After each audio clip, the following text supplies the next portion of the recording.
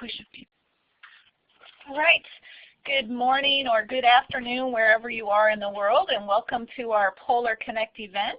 I'm Janet Warburton, and I'm here with Rhea from ARCUS. We are really excited to be hosting this Polar Connect event on February 25th, 2014. We have some high school students that are joined with a teacher and an Einstein Fellow, and they're down in Punta Arenas, Chile as part of the Joint Antarctic School Expedition Program. They have a lot to share with us and about their very interesting experience that they've had down there, so we'll get started. Before they get going, though, I'm going to tell you a little bit about this platform. It's called Blackboard Collaborate, and if you've joined us through the internet today, you can see that there's slides should be showing up in the center of your screen. To the far left, you'll see a room of participants, and usually at the bottom underneath the list of participants is a chat area where you can type in messages, say hello, or even post your questions for us. If at any time throughout this presentation, if you have a question, you can click on the little hand icon that's above the list of participants, and that's like raising your hand and lets us know you have a question. We will have time at the end also for questions. If you've called in by phone, you should mute your phone so that we can get a really nice clear phone call here and hear all the voices. So *6 to mute your phone and *6 to unmute it. And this event will be archived and will be available on the Polar Trek website, and I'll also send out the link to everybody in the next couple of days. That's a little bit about Blackboard Collaborate. The next little piece is about introducing yourselves. We have a lot of family I see, and we have some classrooms that have joined us. Instead of going around the room and having you introduce yourselves, take a moment if you can and use the chat box to say hello, tell us where you're from, and give us the number of students or people that are participating. And for those that are by phone, I should have gathered that information from you already, and or at the end I can find out more about you.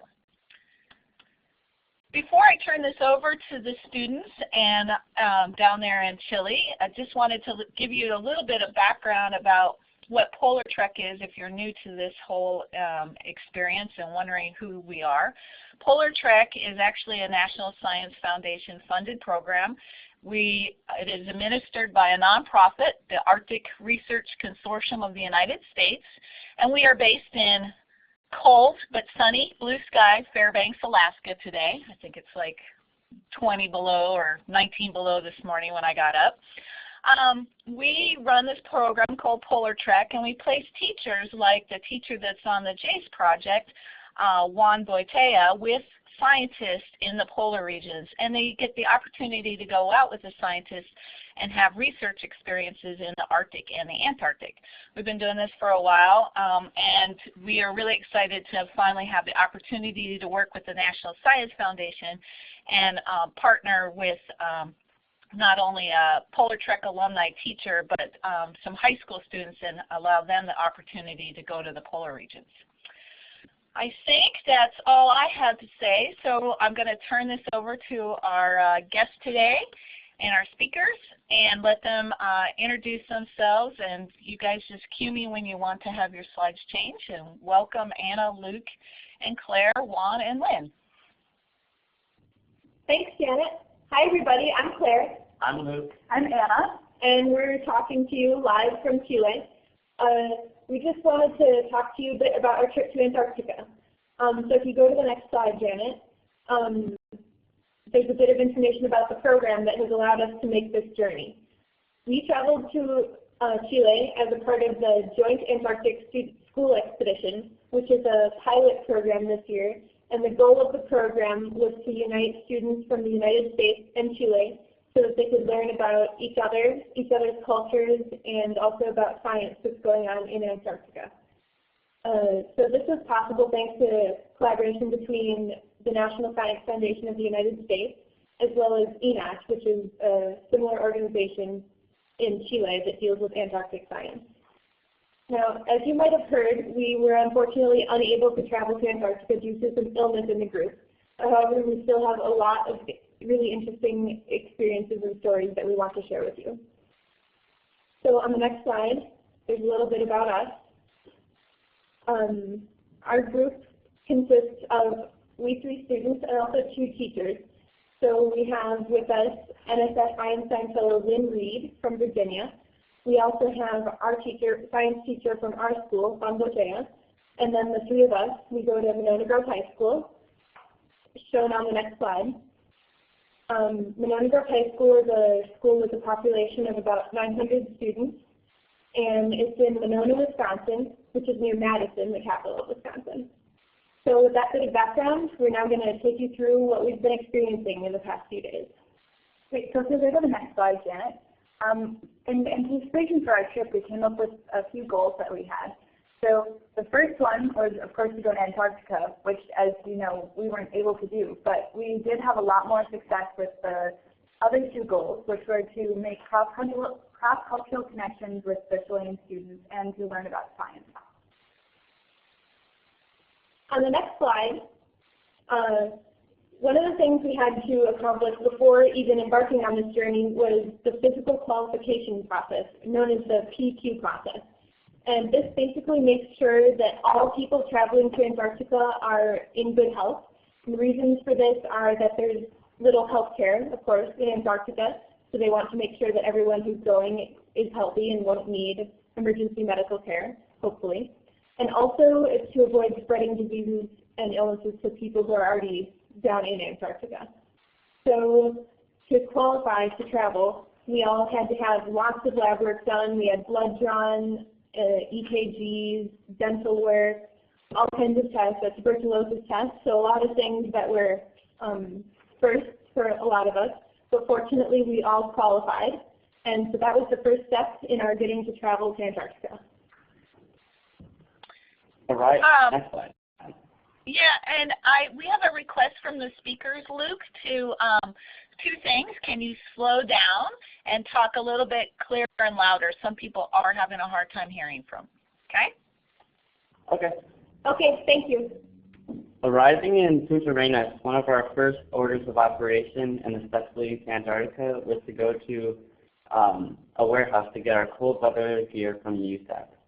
So the warehouse was located near the water in Punta Arenas, and as you can see from the picture, the warehouse was rows upon rows of cold weather clothing that researchers going to Antarctica borrow and then return upon their return.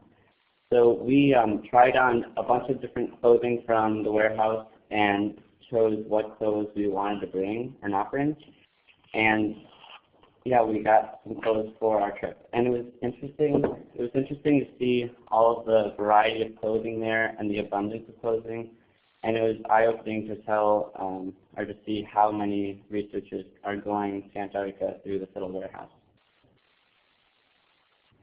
And next slide, Janet. And during our stay in Punta Arenas, we stayed at a small hostel, and the food was good, and it was a lot different, so it was good, until one day after lunch, I began to feel sick and spent much of the afternoon throwing up and feeling miserable. And later that afternoon, we found out that 3 other students from the trip were also not feeling good. So that night, we decided to go to a local clinic to figure out what was making us feel sick. And the nearest clinic was a Chilean Army hospital. And at the hospital, they took our blood pressure and our temperature, and they hooked us up to an IV to try to hydrate us. And we all went home, and also the health department at the hospital interviewed us to try to see what was making us sick. We all felt a lot better after the hospital visit, but the next day they wanted us to return to tell whether we were going to be able to go to Antarctica or not. So we returned, and they did another examination, and a couple students were still sick, so they decided that to help protect the researchers in Antarctica from getting sick, we would not be going to Antarctica.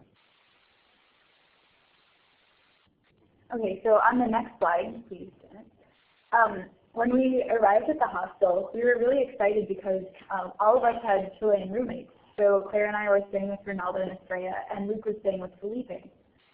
And so it was really great to be able to connect with all of the Chileans, and we got along really well, especially because we had common interests in science and other things. So it was really great to make those connections. On the next slide, we have a little bit more about our cultural interactions with the Chileans.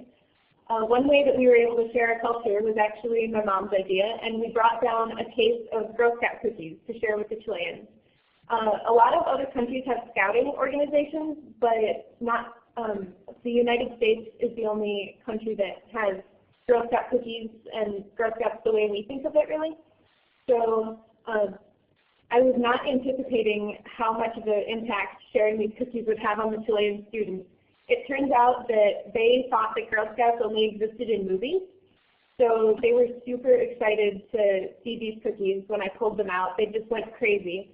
And it was awesome because it sparked a really long conversation about scouting in the United States and in Chile and the differences between those. And one of my roommates, Estrella, had been a scout in Chile when she was younger. So we got really into talking about what that was like for both of us. And then on the next slide, we have just a little bit more to share about our cultural experiences. This is just another example of how we were really able to connect with the Chilean students. They were extremely friendly and open and accepting of us. It was after just spending a few days with them, talking with them after dinner was almost like we were at home talking with our own friends. And it was incredible how quickly we were able to feel comfortable with them and how patient they were with us and our Spanish. And also, another thing that helped us really learn about each other was that we were all really curious. They really wanted to know what school was like for us and what our daily life was like, and we wanted to know the same about them. So that drove a lot of conversations. During dinner, we would just compare what life is like, and that was a great way for us to get to know these students better. Okay, so on the next slide. Yeah, and we have a quick question from Lolly. She wants to know how many Chilean students, if you don't mind asking, since you were just talking about that. 11. Yes, there were 11 Chilean students. Great, thank you. Okay, so here we are in the biochem lab at Enoch, and what we were doing here was identifying cryoprotective protein in plants that live in Antarctica. That's what helps keep them from freezing in extreme cold temperatures. And so we were exposing them to different antibodies and looking at the results to see which sample had the protein in it. On the next slide, it was a really interesting experience for us because all of the background information and instructions for the lab were given in Spanish. And Claire and I don't really know that many words that are related to the things that we needed to be talking about in Spanish here. So we got a lot of help from Reynalda, both because of her lab skills from doing biochemistry for her science fair project and from her explanations in English, which were really helpful. And if you go to the next slide, you'll see a picture of some girls presenting, and this is on the day that all the winners of the Antarctic School Fair presented their different research, the winners. And some of the different presentations were on the adaptations of emperor penguins to the environment, conditions of Antarctica that allow growth of non-native plants. One tried to solve the waste problems in Antarctica, and also another was talking about identification of Antarctic bacteria capable of generating fluorescent nanoparticles of cadmium selenium. So as you can just tell by the names of some of these research projects, they're really impressive. These students had spent a lot of time working and doing their research, and we all came away from the presentations feeling really impressed and motivated by kids our own age doing this research of this complexity. And we also did a little bit of our own research that Claire will share about in the next slide. Yep, on the next slide, you'll see a picture of us presenting. So what with all the really impressive science that the Chilean students had done, we wanted to bring a little something of our own to share. So we decided to present to the students about an Antarctic project that's based in Madison. It's called IceCube. So Anna is actually an intern at IceCube, so that really gave us connections to learn about what this project does. Basically, the goal of IceCube is to detect neutrinos, which are tiny particles throughout the universe. And IceCube basically uses Antarctica and various sensors there that they built as a way of looking at neutrinos and their sources throughout the universe. So it's kind of like they're using Antarctica as a telescope to look into the universe and try to answer our questions about where neutrinos come from. And it was really, really fun to present to the students about IceCube. Anna and I spoke in Spanish, which was challenging, but I was really proud of us, and because I felt that we were able to communicate very well and that we were really able to share what we knew about this project. Okay, so on the next slide, even though we heard a lot of really great presentations from both the students and the Chilean researchers, most of what we learned, especially most of the science we learned, was actually from just other people around the table at meals. Juan calls this sponging because you're sucking up all the knowledge from the people around you. But it was really cool to hear from Edgardo, who is a psychologist, and he talked a lot about his research with the brain, and also from Ronalda and some of the other students about biochemistry and her own lab work in Santiago, and the differences between high school classes for science in Chile and the United States. And before you go on to the next slide, there were two questions related to the experiments. And from Red School, Ethan wants to know what kinds of experiments they did. I think this is the Chilean students, so I'll let you think about that. And also from Red School, Dominic wants to know how long they will be down there. I think he means how long are you guys staying down in Chile? Well, regarding some of the different research that the Chilean students were doing, one of the presentations they were researching different types of bacteria and how it could help be capable of generating nanoparticles. And then a clear example would have been one group was studying plants there and trying to understand what was making them able to survive in the cold and how they could help make something that could help the plants survive in the cold even longer.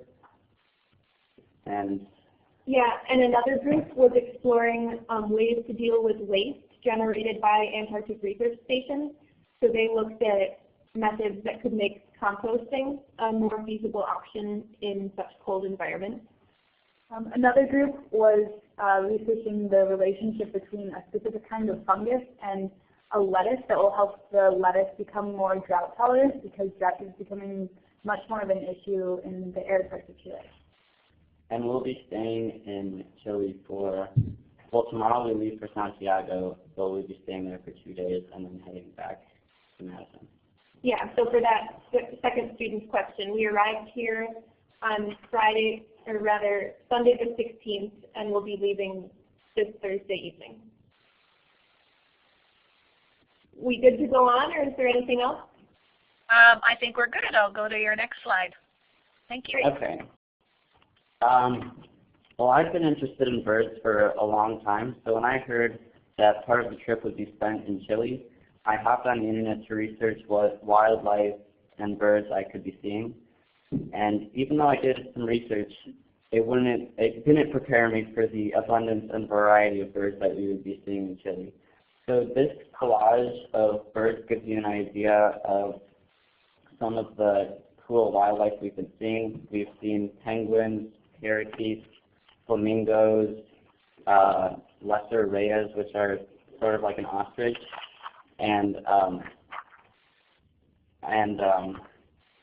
so we've been seeing a lot of awesome wildlife. And if you go to the next slide, Janet. Oh, and sorry, just to remind you, those are pictures that I've taken, so they're not off the internet. Thank you. And these are some of the different places we've been visiting in Chile. Oh, and to give you some information on pecan. Pecan is cool in Spanish. So yeah, we really have been going to cool places where we've been seeing this wildlife. In the upper left, it's Torres de la Paine, Megalodon Cave. We also went to a penguin colony. And we're all really grateful that we've had this opportunity. Looking at these pictures, we've found just some really awesome places. And also with the birds, I'm planning on writing a short article for the birding magazine if you're interested in reading more about some of our trips. Great. So on the next slide, oh, sorry, yeah. Oh, yeah, so from Red School, Christian wants to know how cold it is right there, so down there right now. So since you're talking about that. Yeah, how cold is it? Like 60? It's not very cold here. It's probably in the 60s. It's quite nice out. It's summer here because we're in the southern hemisphere. So even though the United States is having winter, down here in Chile, it's summer. All right, thank you. Okay. All right. So you should be seeing a picture of some lovely mountains at Torres del Paine National Park. And our day in the park gave us an opportunity to learn a bit about geology, mostly from Juan and also from just some signage posted around the park. And if you click again, some arrows should appear. Yep, there we go. So those are pointing out some different colored stripes in the mountains. And I learned, interestingly, that there are a couple different ways that stripes such as these can form. One way, this usually happens on a smaller scale, but if a rock has an existing crack and other types of minerals flow into the crack, then that can solidify into a different portion of the rock that has a different color, resulting in a striped effect.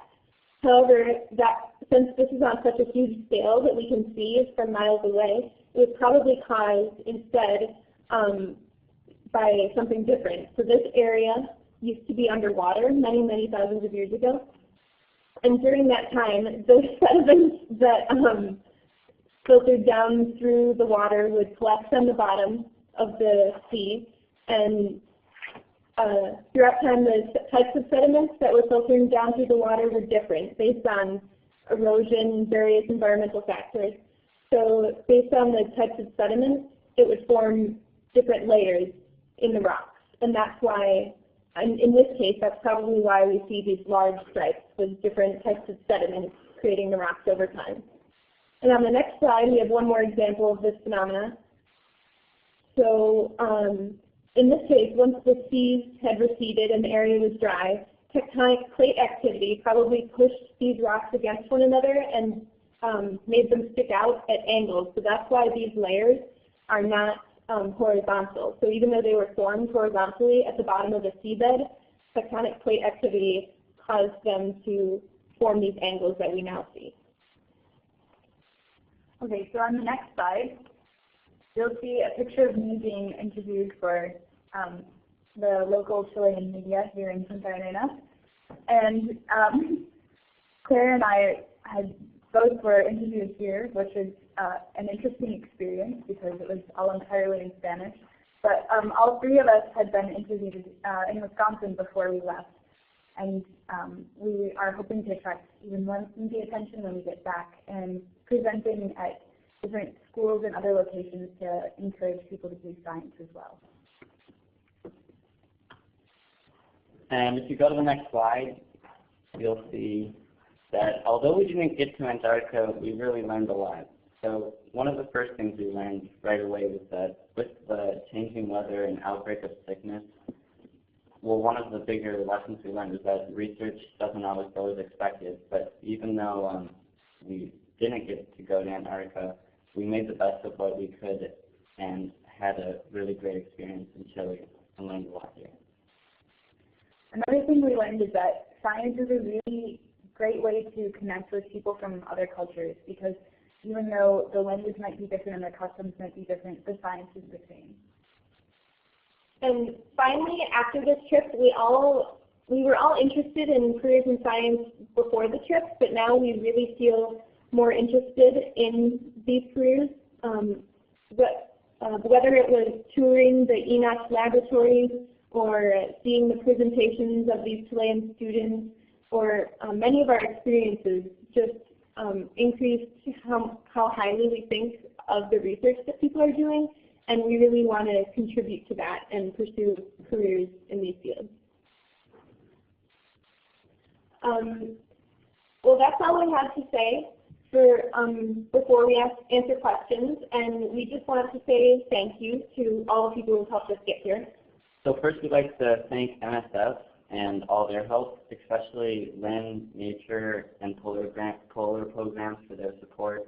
Also Arcus, Sarah, and Janet for helping on the trip and also organizing this live event. We'd also like to thank Enoch here in Chile. Elias, Rainier, and all the staff were extremely welcoming and helpful, and we're so grateful that they were willing to give us this opportunity to come and work with the Chilean students. And back at home, we'd like to thank Dr. Gross, our principal, the Monona Grove School Board, and our wonderful teachers for letting us miss 2 weeks of class to be here. And also at IceCube, we'd like to thank Jim, Megan, and the IceCube staff for all of their wonderful support and for helping us bring the cosmic ray detector down here too. So thank you to everyone. And if you have any questions, just ask. Yeah, I think Janet is now going to facilitate question asking.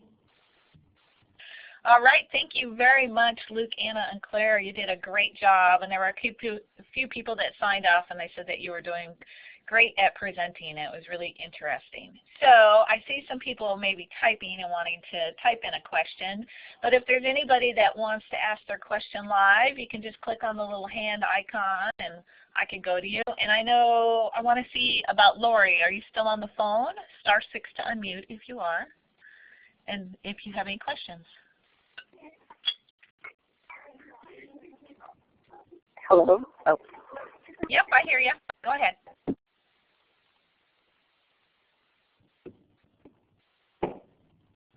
Do you have a question?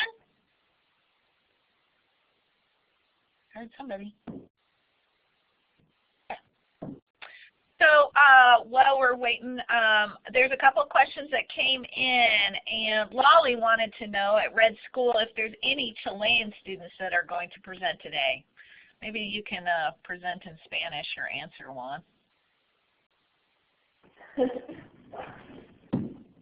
No, ahora nada más tenemos al grupo que vino de Estados Unidos. Los estudiantes de Chile, en cuanto se supo que no íbamos a la Antártida, se les mandó a su casa. Había gente de todas partes de Chile, había gente de Concepción, había gente de Punta Arenas, había gente de Coquimbo, había gente de Santiago, pero el grupo de Chile lo que se espera es que puedan venir en octubre, noviembre o diciembre para repetir la expedición. Ellos se tuvieron que ir y no pudimos quedarse más tiempo con la esperanza de que para ellos el viaje pueda repetirse. Como nosotros venimos de más lejos, nos dejaron quedarnos aquí y visitar Torres del Paine, como ha dicho Claire, y aprender un poco de ciencia. No hicimos turismo, fuimos a hacer ciencia, aprender de geología, aprender de biología básica, donde vimos bacterias creando estromatolitos y cosas así. Entonces somos los únicos que quedamos de la expedición aquí en Punta Arenas y los otros ya están en su casa. Yeah, she said it was hard to understand you, but she says the students went home and they're on break. Is that correct, Juan? Yeah. Yeah, We're on summer break. Yeah, it's their summer break, and I think they're starting school again in about a week. Okay. There was another question by Joel. Were you able to use the cosmic ray detector? Okay, so we have it with us, but we actually haven't been able to set it up to collect data yet. We've shown it to the students, but we're hoping to do that at some point before we leave. Okay, great. And then Neil says, I noticed that the Chilean student slide presentation on their research project was in English. Did they give their entire presentations in English? No, actually they spoke in Spanish, but it was extremely nice of them. They translated their PowerPoint slides into English to help us out. So they were speaking in Spanish but had slides in English.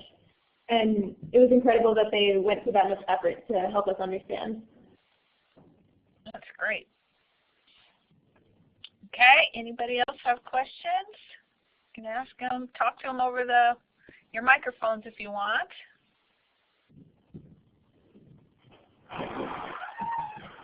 See Joel, maybe Joel's trying. Okay, anybody else? Oh, we have a question from Bernadette. Go ahead, Bernadette.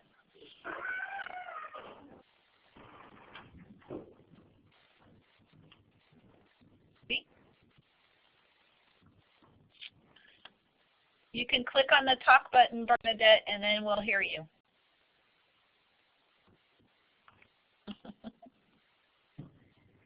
All right, we'll try Ruth. Go ahead, Ruth, if you want to try your microphone. Click on the talk button once to ask a question, and then click on it to turn it off.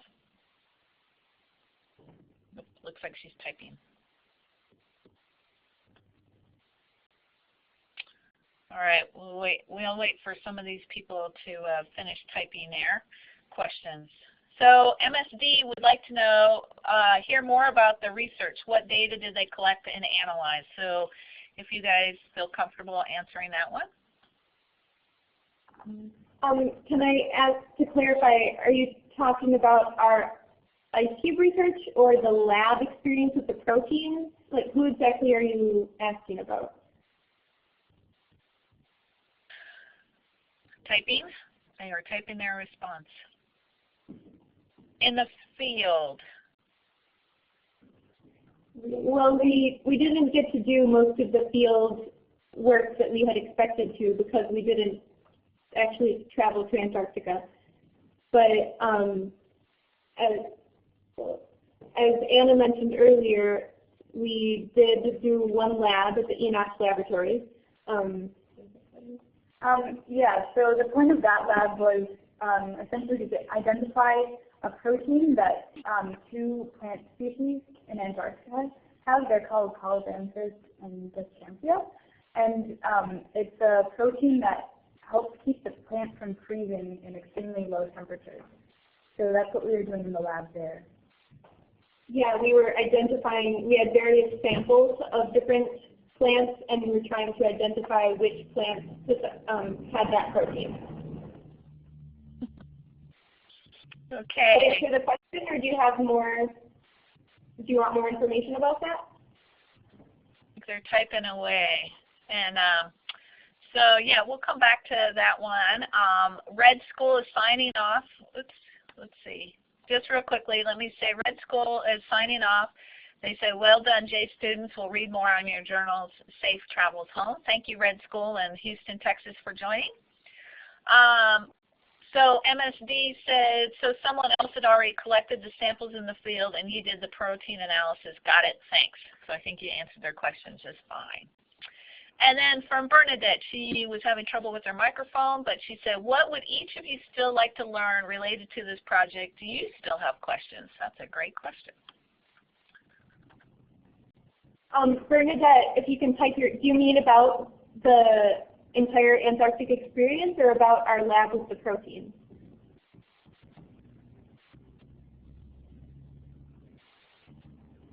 Probably about the whole experience, but we'll see if they have a, she's typing away. The entire experience, your choice.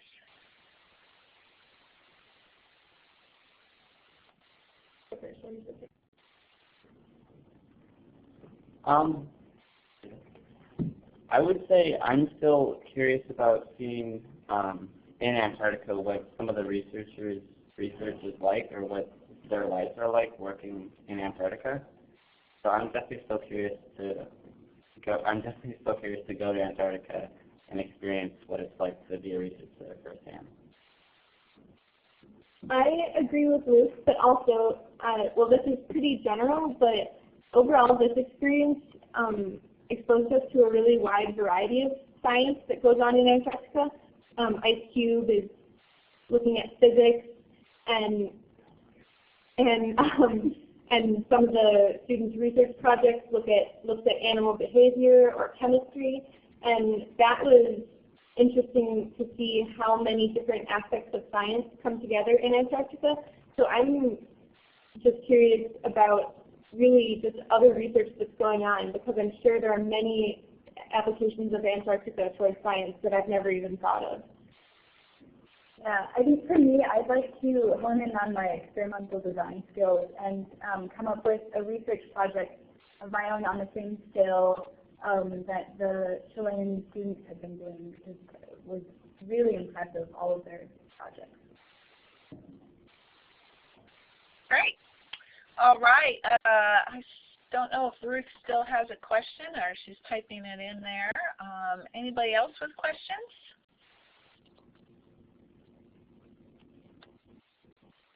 Looks like we're done. We got Carol Scott from Fairbanks is writing a question.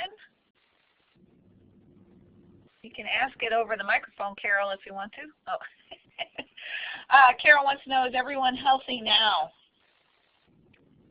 Yes, we are all healthy.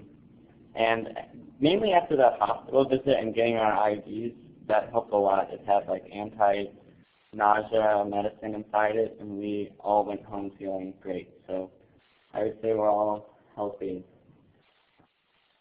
That is good. We're glad to hear about that. Although we're so sad that you didn't make it to where you were supposed to go, but it's quite the experience regardless. Tim wants to know, what is the outlook for the next trip? And maybe Lynn can talk more about that. I'm not sure whether you're talking about an Antarctic trip, or you might be wanting to know that Polar Program has a group of students that they send to Greenland each summer, and that's called the Joint Science Education Project, and you'll be able to follow that expedition. They leave June 27th, and they will be returning July 19th. This is again an international science and cultural exchange that we have with Denmark and Greenlandic students, and you'll also be able to follow that one through the Polar Trek website. Now there will be journals, just as the JASE team kept journals. What we call the JASE team also keeps journals, and we also hope that we might be able to do a webinar from that group as well. Okay. I think the other thing would be, and maybe you don't know the answer, is since the whole group, the Chilean students and the U.S. students weren't able to go to Antarctica this time, will they be able to in the future? Do you have any information about that? The Chileans are very committed to this Antarctic Science Fair. This year was their 10th year in holding that, and they are definitely committed. They're already in starting to plan for next year's Science Fair and plans for the expedition. Whether the United States will be able to participate in future ones, I think there's a strong interest. So once we're all back, I'm sure that the Polar Programs Office will start to have discussions to see if there are ways to continue this very successful collaboration. Okay, great. Thank you. Again, if I can add something, from my perspective as a teacher, I'm extremely amazed about the quality of our three students that came in this project. They've grown a lot in just 2 weeks, or well, it's going to be end of 2 weeks.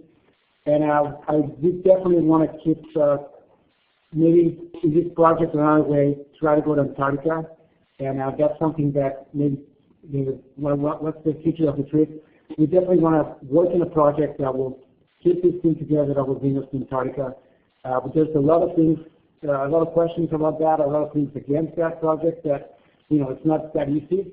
But we will see how committed our students are for a particular dream. Setbacks happen in life, and if we can recover and move forward with enthusiasm and energy, I think that's going to be key for this project. So I'm looking forward to continue working with these three students and try to see how else we could finish where we started. Yes, I agree. Okay, well, thank you. Let's see. Anybody else have questions? Carol, do you have anything else you want to ask? I see your hand is up. MSD and Tim are talking or writing away. Oh, we have a thank you, everyone there. Anybody on the phone that wants to say anything? Hi, go ahead. Yes, you three have done a fantastic job with this presentation with your slides, and you've obviously organized your thoughts really well. I'm pretty sure that when you get home, you're just going to get hammered with people asking you, how was it? What did you learn? What was the best?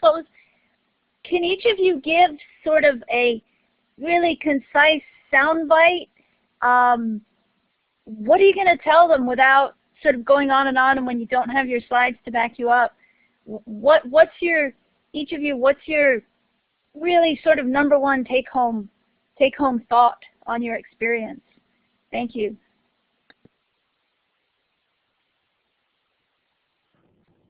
For me, I'd say it's sort of my takeaway from the trip would be to sort of set in stone my interest in science and what I am curious of doing for a career.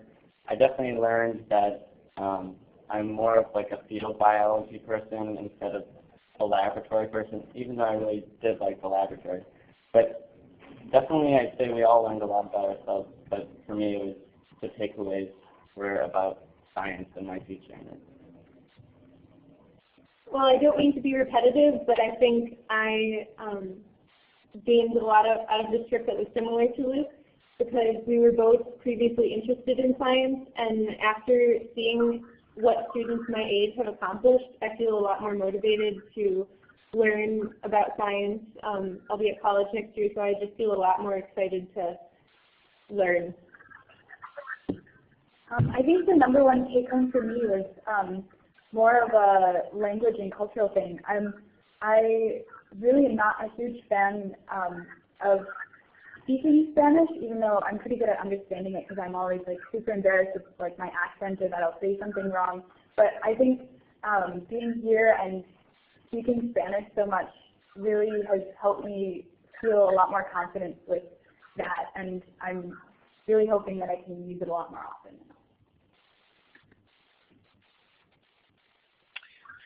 Great responses from all three of you. It does sound like you had quite the experience and learned a lot. So let's see. We have a thank you going back and forth between some of the posters that have been following along. Carol, do you have another question? I see your mic is on. Yep, it's off. Okay. Whoop, on. On. All right. Well, if there's no more questions for this group, we'll let them be on their way today. And I just, again, want to say thank you to everybody that made this all possible. If you like this kind of thing, joining a Polar Connect event, I wanted to let you know that we do have some Polar Trek teachers that are heading out to the field. And actually, one is out in the field right now. He's somewhere off the tip there of Chile in the Southern Ocean, and Glenn Clark will be talking from the research vessel, the Palmer, in early March. So stay tuned for that event. He's been out at sea for almost 5 weeks now, so we're looking forward to hearing from him and what's happening in the Southern Ocean. Also coming up in April, we have a teacher heading out to Greenland with the NASA science team, and he'll be flying over the ice sheets of both the Greenland and northern Canada. So we look forward to hearing from Russell Hood while he's in Greenland. So there's lots happening. Polar Trek is just starting to ramp up, and of course we have more from this group in the next couple of days as they make their way up to Santiago to meet an international school and also to go to an embassy, and then they'll head home on the be home, I think, on the 27th of February, so just a couple of days. I'm sure their families and friends are looking forward to seeing them all. Again, thank you, Lynn and Juan, Anna, Clara, and Luke for putting this together. It was a great presentation, and I'll be putting the archive up in a couple of days, so if somebody needs the link to share with family or something, or re-show it at school, it'll be ready in a couple of days. All right, anything else that the JASE team would like to say? Just thank you to everyone for listening and following us on our journey. More blogs are on the way. All right. Well, you guys have a safe journey, and I'm going to stop the recording, so if some of the family that is on wants to say hi in real time, you can say hi and open up your mic.